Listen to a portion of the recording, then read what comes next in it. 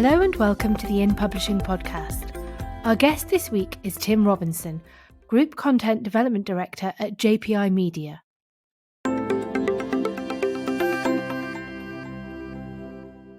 We would like to thank our podcast sponsor, Acorn Web Offset, the Yorkshire-based specialist A5 and A4 magazine printer.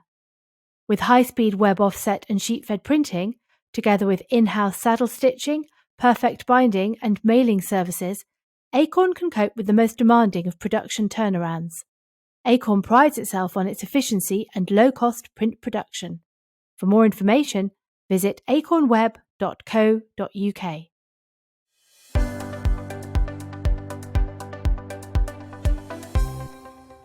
Tim Robinson is Group Content Development Director at JPIMedia, one of the largest national, regional and local newspaper publishers in the UK, whose brands include The Scotsman, The Yorkshire Post and The Portsmouth News. Tim, welcome to the In Publishing podcast. Hello, Ciar. Delighted to be here. You started out as a reporter. Can you talk us through your career path from there to where you are today? Yeah, sure. Well, I've been at JPIMedia for more than 30 years, actually, since the late 80s. JPIMedia was formerly Johnston Press, and before that I started at a group that was part of EMAP Newspapers, which was consumed by Johnston Press in the 90s as Johnston Press grew and grew. I've been with the group for, I'm going to say, in excess of 31 years. I started as a reporter on a county town newspaper in Aylesbury in Buckinghamshire called the Bucks Herald, which was at that point was a county town broadsheet. It was basically the paper of record for the area. Everything that happened in that part of Buckinghamshire was in the Bucks Herald every week. The Bucks Herald provided my training, sent me off to training school for 6 months in the days when newspaper companies did that.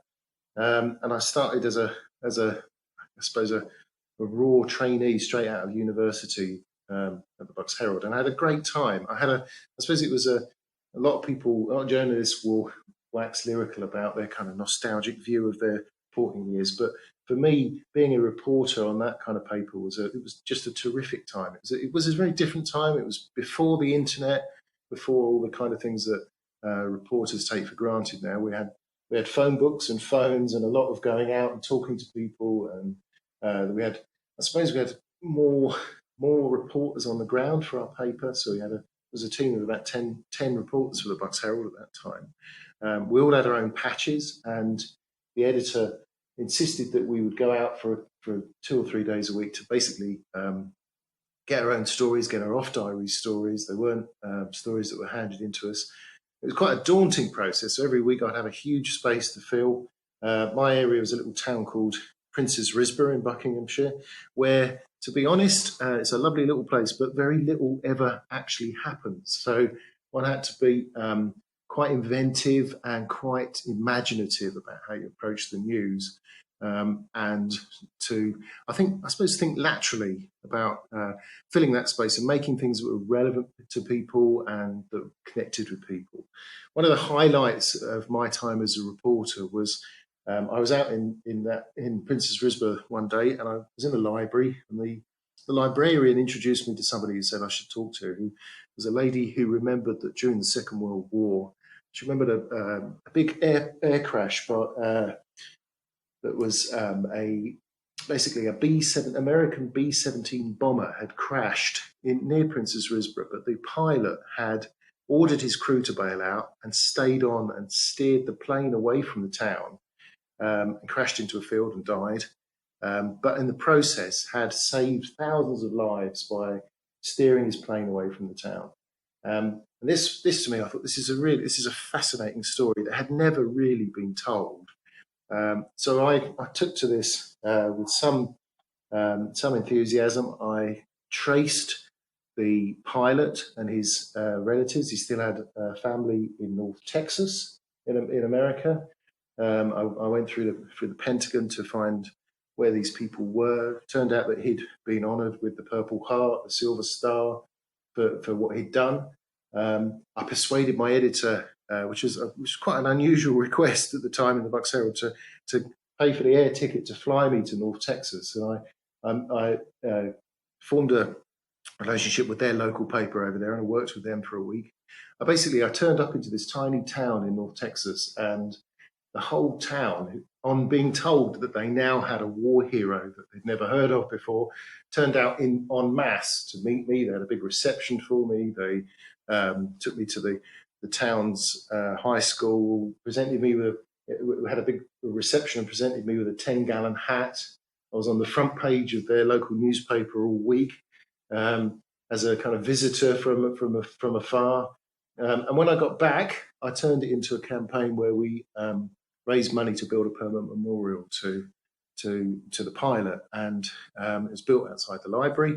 We closed the town centre for a day. We had a parade with an honour guard from the local American Air Force Base, and they marched up and down the high street for the afternoon. We had lots and lots of coverage. We had loads of people involved. I suppose the point of this story was it taught me that news isn't just reporting things that happen and events. And often those events aren't necessarily always there, particularly in some of the kind of smaller marketplaces that we serve. You have to either seek it out, or you have to think about relevant ways of connecting with people and using your imagination to generate stories. And I was lucky enough to, I got EMAP Newspapers Trainee of the Year award for that.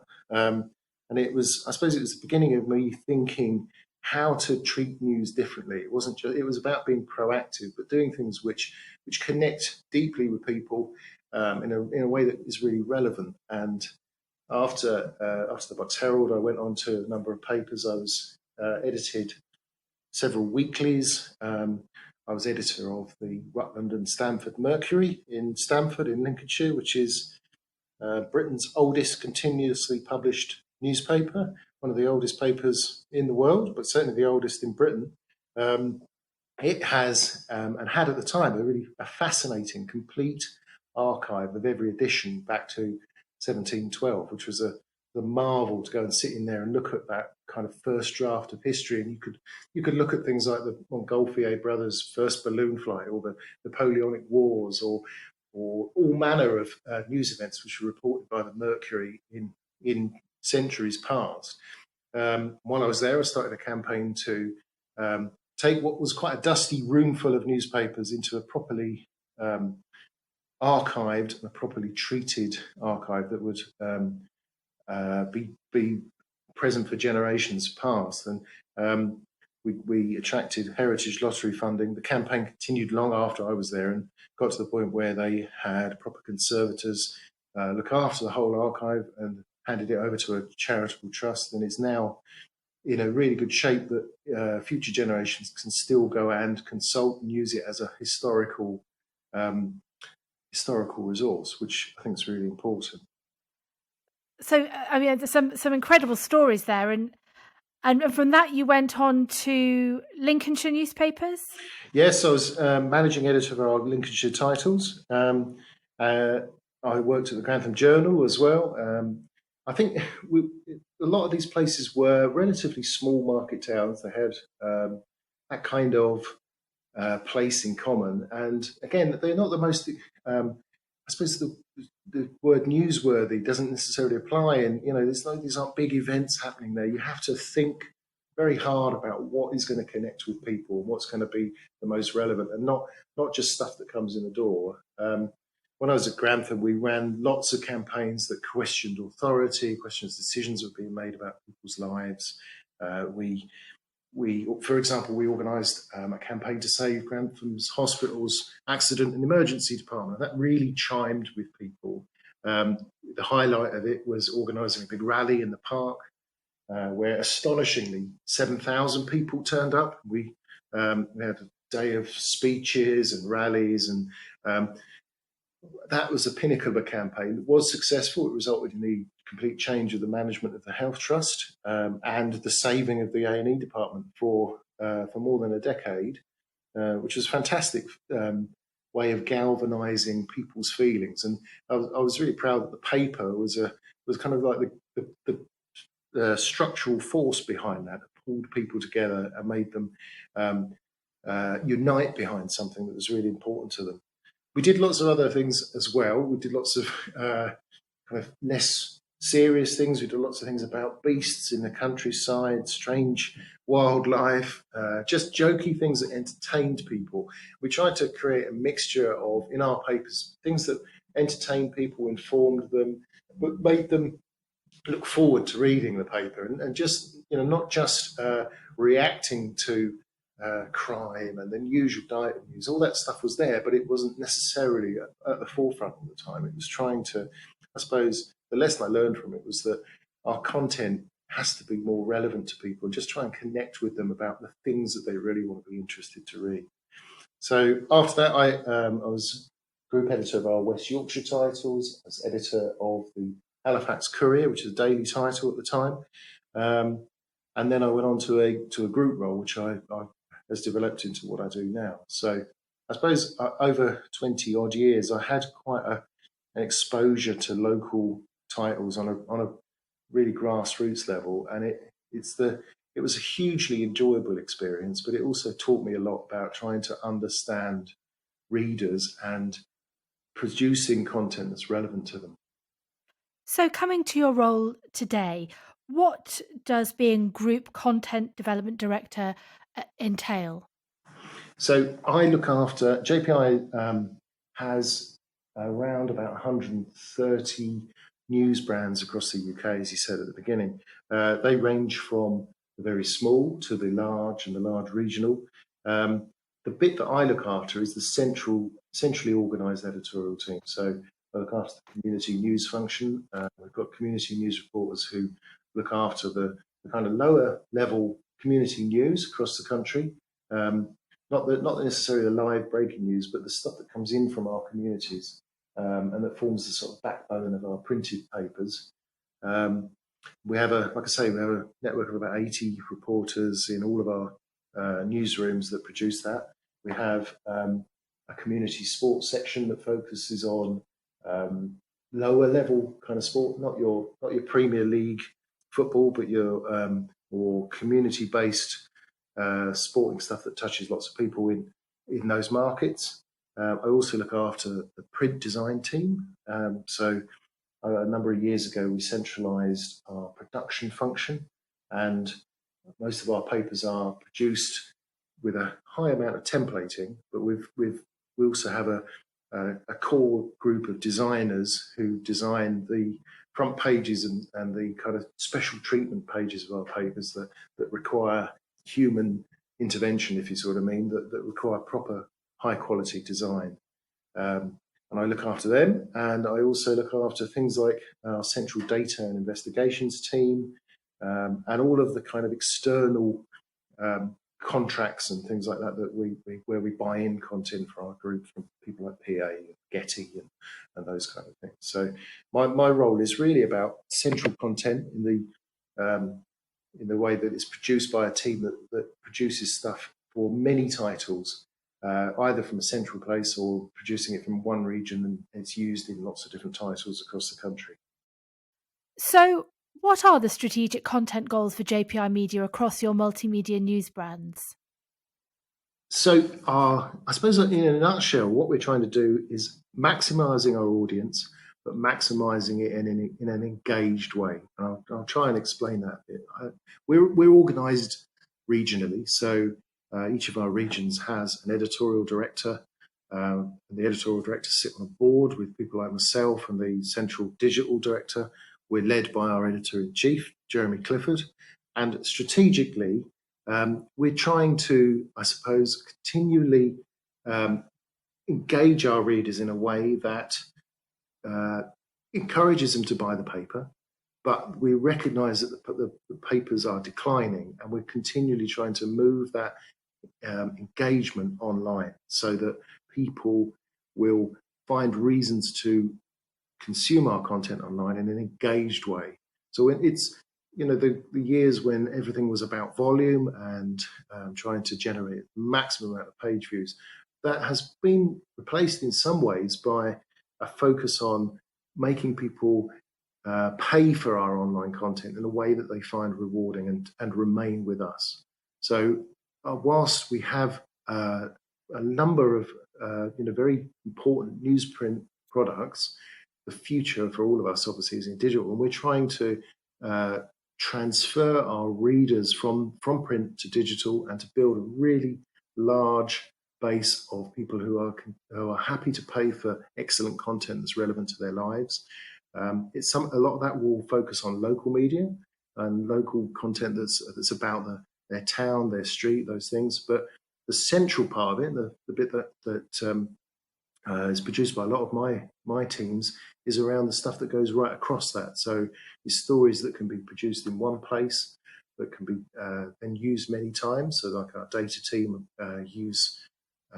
create stories which are kind of like a base story, which then local teams take and build their own versions of. We're trying to, I suppose, remain as relevant as possible and to keep finding new ways of connecting with readers across the UK. And as you've touched on, there's been much centralisation of editorial and production functions. What has been the driving motivation behind that? In all honesty, I suppose the driving motivation has been controlling our cost base and controlling our resources. So all local media have been really challenged, particularly over the last decade, and with necessity has been the mother of invention in this process. So it has made us look at how we can produce things in a less labour intensive way so that we can always protect the people who create the content. So all of the kind of production elements of the teams that I deal with, we've tried to find increasingly more innovative ways of dealing with the production side of it so that the people who create the content are freed from, I suppose, the shackles of, designing pages, turning out print pages, turning out things which aren't about writing and aren't about reporting. The production elements of those we've tried to centralise as much as possible. So it started very much with print design. I suppose we're trying to free resource so that we can concentrate on our digital future. In the past, I think people confuse that process of cost control with a reduction in quality, and that isn't necessarily the case. So when we centralised all of our production of the pages of our newspapers, we employed as consultants some of Europe's top newspaper designers to design our news pages and our templates so that readers would get the very best quality, and as well as increasing the level of efficiency of those production processes. I think we also significantly increased the quality and the appearance of our printed papers and the way in which they were presented to readers. So I think there is a way that you can reduce costs and increase quality. And I think we've tried to prove that over many years. And I suppose that's where we will continue to seek new ways of doing things, new ways of producing content. So we're looking at all kinds of things like automated content generation, data journalism, which we'll perhaps talk about in a moment, but things which enable us to produce lots of content at scale, but with a less and a minimum amount of resources. You mentioned the JPIMedia investigations team, which I believe is something you've been closely involved with. Why was that unit set up, and can you tell us about some of the particularly noteworthy investigations that it's been doing?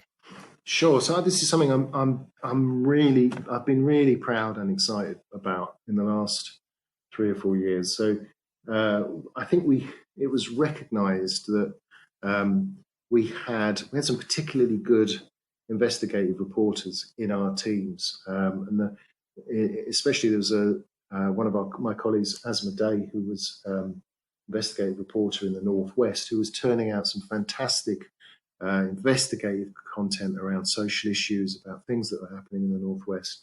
We felt that we wanted to scale that up to a national level. So what we did was we selected people from across our regions who would act as a kind of virtual network of investigative reporters. And we set them free to come up with ideas, to investigate big social issues. They use a variety of techniques. So they use mass freedom of information requests to local authorities, to government, to all sorts of institutions. They use data analysis, and they focus on issues which are the kind of things that we wouldn't necessarily have time for individual newspaper titles to investigate, but as a collective of 10 or 11 reporters, their collective efforts have produced some fantastic things. So we've looked at things like the NHS. A couple of years ago, there was a scheme by the NHS to produce something called the Sustainability and Transformation Plans, which was changing the nature of the way that the NHS would run. We did a lot of investigation into that. We were the first people that kind of joined all the dots between all of the different regions' plans into one big national picture. And the way this worked was we had a national title at the time, the I newspaper, which was part of our portfolio at that point. We would run a national level story for them, and then lots of regional stories based on the work that the reporters did. So we got both a national and a local angle to this kind of package. The I used to do tremendous work with that. So they would take the NHS one, for example. They ran across 8 pages a day for a week, really maximum kind of coverage at a national level. And these kind of things are agenda changing in their nature. We did a thing about death by dangerous driving. So we had a mass FOI of all courts in the country to see how many people would actually receive the maximum sentence for causing death by dangerous driving in the last 15 years. And it turned out nobody had ever received the maximum sentence, which was at the time was 14 years. That's a terrifying statistic. And also behind it were loads and loads of local stories from people whose families, whose friends have been killed by either drunken drivers or people driving dangerously and recklessly, people whose lives have been ruined, and the people who were responsible for it hadn't received anywhere near the maximum sentence. And our lobbying in that formed part of the government's review into sentencing. The government at the time, David Cameron's government, decided that they actually committed to increasing that to a life sentence. That hasn't actually been enacted yet, but we're hoping to revisit that at some point, because that was a promise issued by the government at the time and something they haven't made good on yet. So these are, I guess these big sort of national stories have many local angles. So we did another one last year about the PFI scheme. So these are private finance initiatives to fund infrastructure, schools, hospitals, police stations, all those sort of things that were set up in the early 90s in many cases, for which we are still paying ridiculous amounts of money. So we found many, many examples of absurd anomalies, like a whole police station custody suite that had been built and never used at the price cost of millions, a sink in a hospital which the contractor was still charging rent for every year. Just absurd kind of cost anomalies that had slipped through the net that hadn't really been exposed. And those are the kind of things that it's quite hard to investigate as a single reporter, but as a nationwide team, the things that we were able to expose. And we did other things like knife crime in schools. We did a really interesting one about the epidemic of suicides amongst ex-military personnel, which won us quite a prestigious award, the Mind Media Award last year. Again, these are really important issues to our readers, and things which which newspaper groups struggle regionally to cover, but our combined efforts managed to get them lots of exposure and generate some really fascinating stories. And you said that the I paper played an important role in that investigations team. Can you tell us more about the decision to sell the I newspaper to DMGT last year? Yeah, I think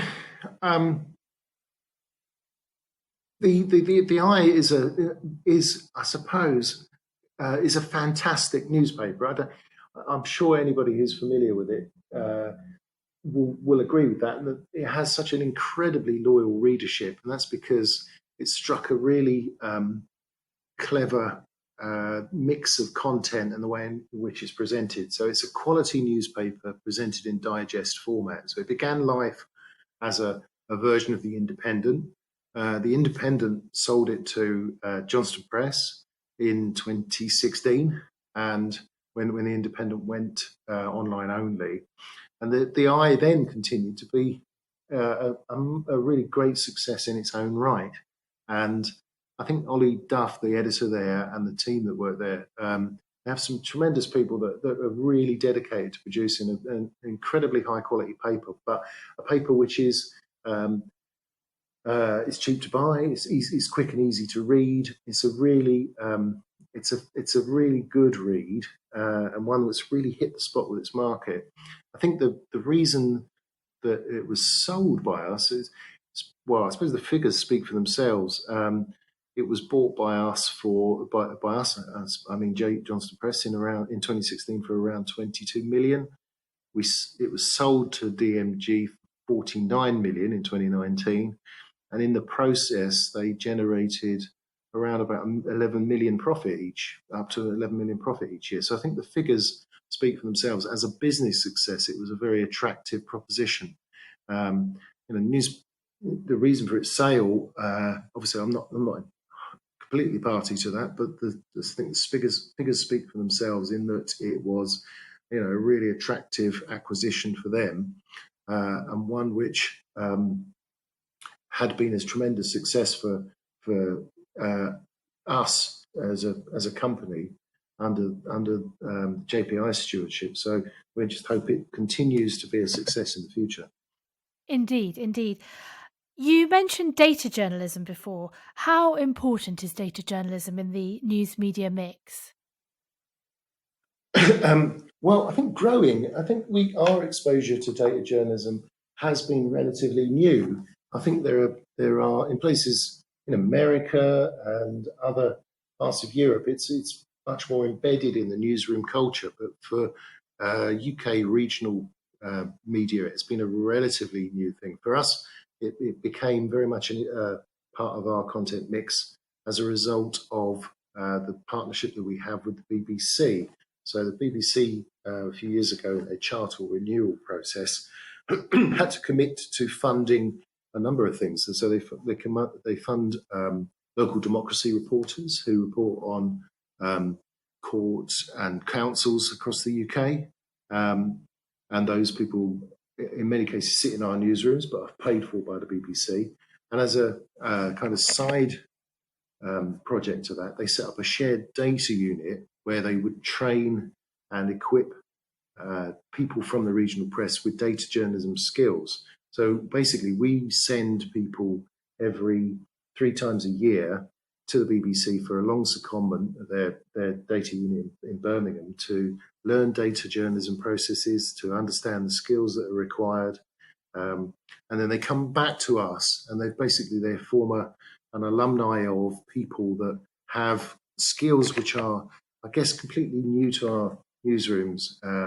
Data analysis, website scraping, producing content from publicly available data, of which there are many, many untapped sources of those things, from public authorities, from on health, on crime, on all manner of things. And what we did was to take a couple of those people and to form a small data unit, which generates data content for the whole group. So they'll produce stories based on either data that's been made available to them readily, or things which they've gone and sought out via freedom of information requests. And they write stories which then form the basis of stories which can be replicated more than 100 times in different versions across our portfolio.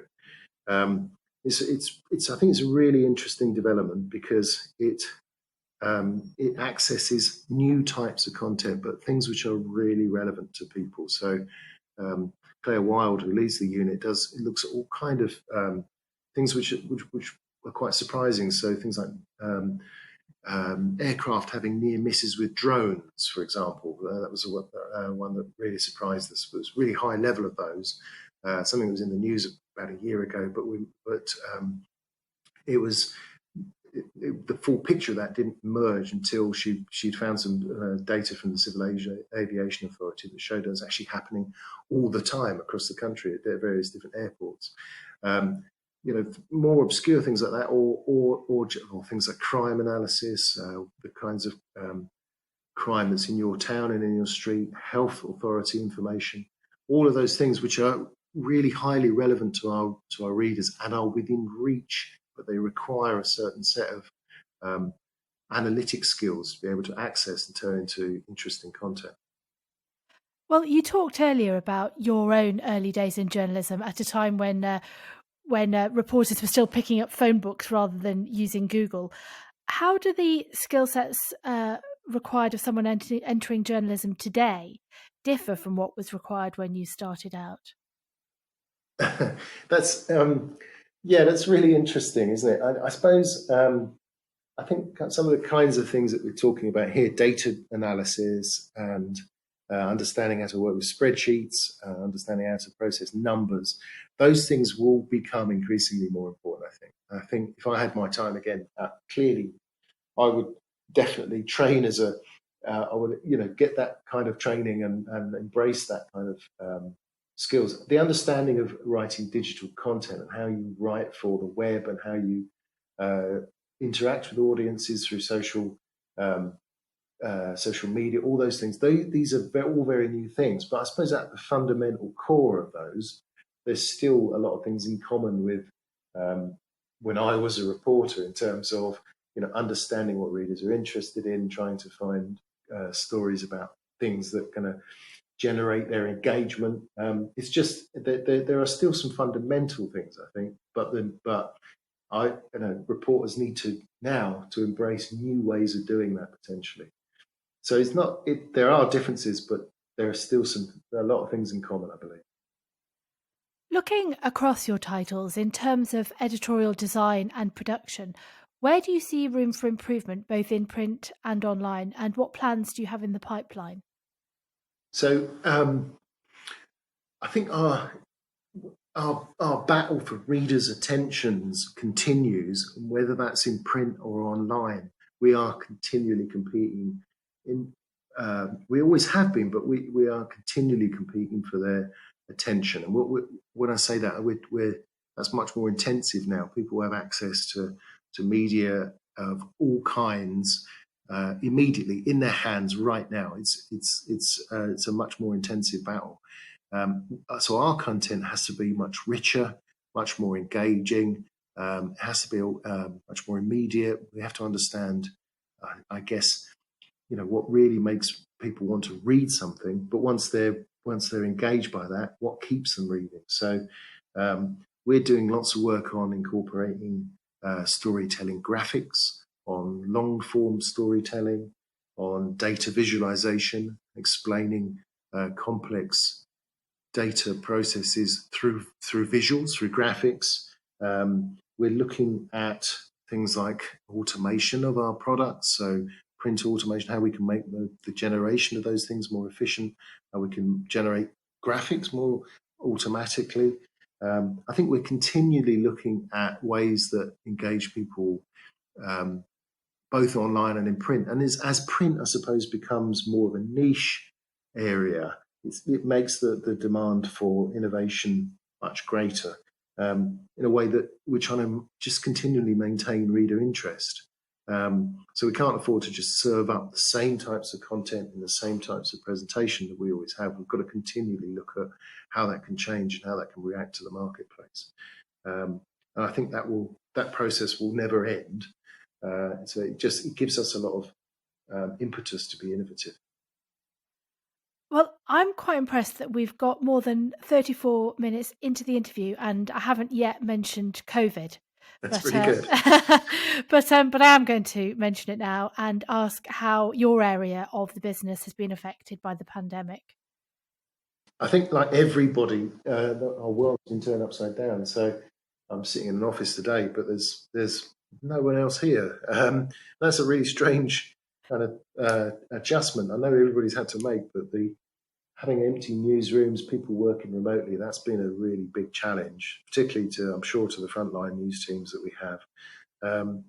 And the reduction in, I suppose, a lot of the kind of areas of content has been a challenge. So sport, our entertainments, events, all of those things which are gradually coming back now, but which stopped for a long time, meant that that was a significant challenge to all of our content producers as to, well, what do we do now? What do we write about now? How do we continue to drive interest? So in our community teams, that's been a really interesting process. So we've had to take a very hard look at what really drives people's interest. We've learned quite a lot of lessons, I think, as we emerge from this. Hopefully, we're beginning to slowly emerge from it. I guess we understand more about what is a different emphasis about lifestyle and sport and the kind of things that were our traditional content staples. I suppose just to give you some examples of that, we looked very closely at the social trends about sharing during lockdown and the things that people were interested in reading. Some of them were very transitory, but they were very different to the kind of things that we necessarily would form the natural content for our papers and our website. So people had a fixation about baking for a few weeks and baking banana bread and getting hold of flour and that kind of thing. And that became a kind of subnational obsession. None of that content is the sort of thing that we would normally carry in our newspapers, or necessarily online. But those are the things that people were talking about. So it kind of made us think: do we need to adjust what our lifestyle offering is?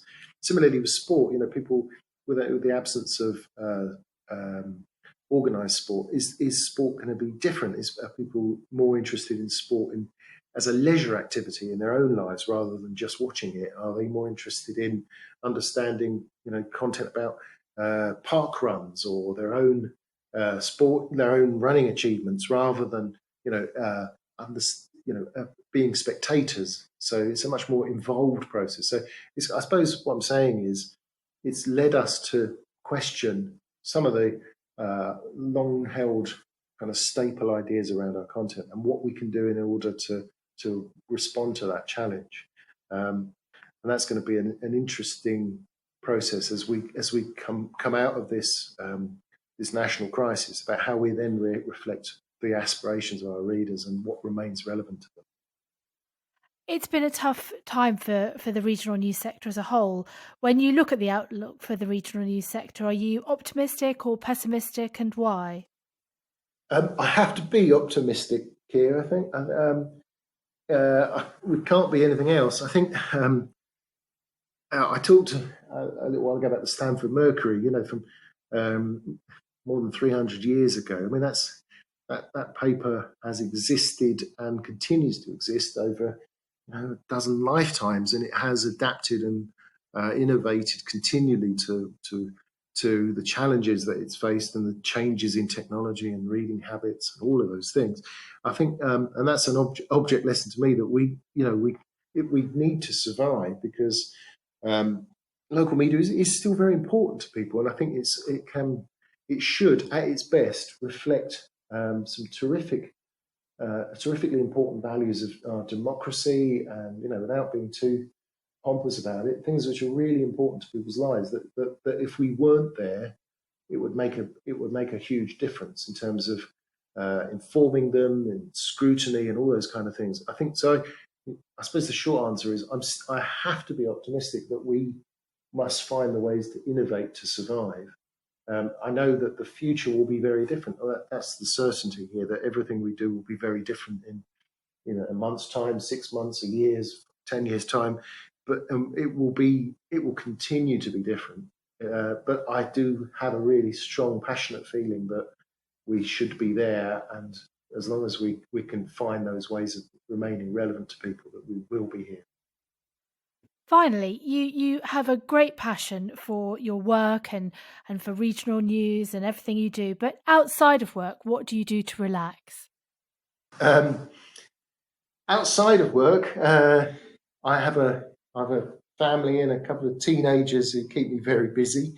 I suppose this isn't very relaxing, but I guess one of the more interesting things that I've done in recent times is I've been doing some work in my own time outside of work for something called the Thompson Foundation, which I'm sure listeners to this podcast may well have heard of. It's a charity which encourages ethical journalism in countries where there is not necessarily a tradition of a strong journalistic tradition or emerging nations. And I've done some really, for me, some really fascinating work for them in recent years. So, for example, I've been to the Middle East to teach InDesign and design to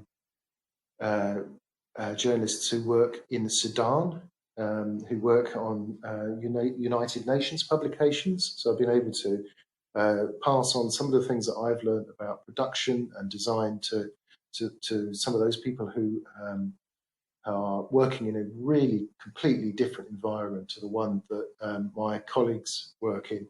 They basically work in a war zone, in a very challenging kind of area, but they still produce newspapers and magazines. So that was absolutely fascinating. And more recently, I went to Malaysia at the invitation of the Malaysian Press Institute to teach a course in ethical journalism and fact verification to reporters from Malaysian newspapers and websites. But Malaysia is a country where they've been through a huge government corruption scandal in recent years. There's been a culture of censorship and I suppose deference, and the reporters who work in those titles aren't necessarily used to asking questions, probing questions, or checking both sides of stories. They're much more used to a tighter control of information from official sources, and it's really interesting to I suppose to be involved in that process of talking to them about verification of facts, about telling both sides of the story, about applying basic journalistic principles that I guess we take for granted in countries like our own. So I've learned a lot from that, and it's been really rewarding. And had the world not gone completely bad this year with travel, I would have hoped to do that. So perhaps I'll be able to pick that up at some point soon. Well, Tim, it's been absolutely fascinating hearing all about your work and your career. So thank you very much for being our guest on the In Publishing podcast. It's been a pleasure. Thank you for listening.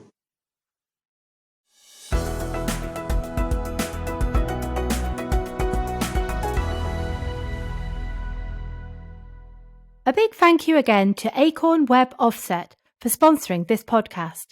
If you're looking for a new magazine printer, then check out their website at acornweb.co.uk or contact Matt Carey on 07714 299 105 or by email at matthew.carey@acornweb.co.uk.